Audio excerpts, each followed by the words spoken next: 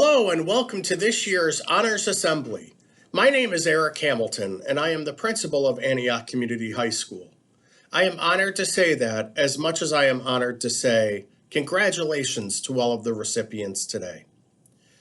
It's been a strange year. It's been a challenging year, but you have fought through it, you have shown tenacity and grit, and you have been successful. I am amazed and proud of all the work you have done. From the bottom of my heart, I say congratulations to you and thank you for showing us what it is to be a Sequoian in challenging times. Congratulations again.